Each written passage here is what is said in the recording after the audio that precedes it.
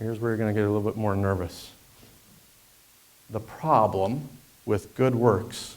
You thought good works maybe weren't your problem, huh? Luther thinks they are your problem. The law of God, the most salutary doctrine of life, cannot advance man on his way to righteousness, but rather hinders him. Now, there's a very interesting thing. Luther cuts this kind of in two.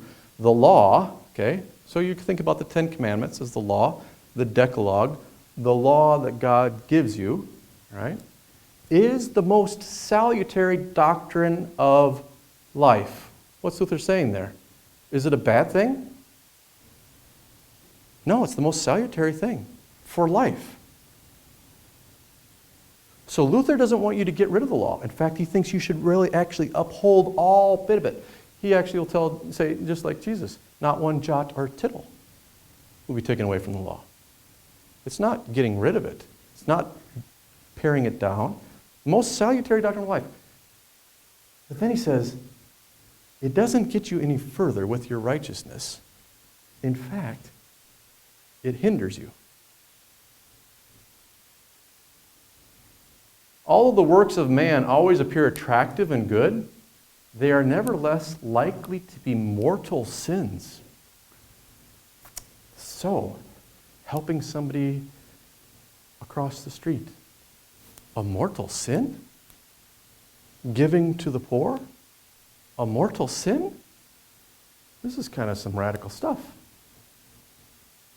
Although the works of God always seem unattractive and appear evil, they are nevertheless really eternal merits. What does Jesus say to you? Anyone who dies, right, for one who is your friend, but also die for your enemies, starts to make it feel a little uncomfortable. That doesn't seem all that right. The cross, God who so loved the world, gave his only, it seems like bad stuff. But that's the eternal merit. Death is an eternal merit. The works of the righteous would be mortal sins if they would not be feared as mortal sins by the righteous themselves out of pious fear of God.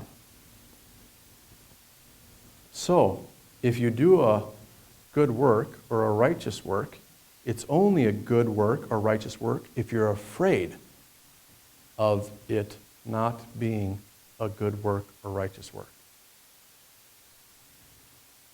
Luther's starting to play with your head a little bit. Wait a second. How do I figure what a good work is? How do I know what this is? By so much more are the works of man mortal sins when they are done without fear and in unadulterated evil self-security.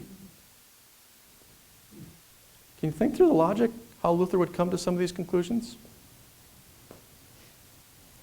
If you think that you have done a good work, this is how. You have the Kittleson book. He was my doctor father. We worked together. We were doing an online class together, and we were in one of those live chat rooms. This is how he illustrated this point to the students. They were all on the other side of their computer screens, off in distant places, and he typed in a question. And the question was, when was the last time you did a selfless work? And these are all seminary students that he's teaching. And so seminary students, new seminary students, they're just coming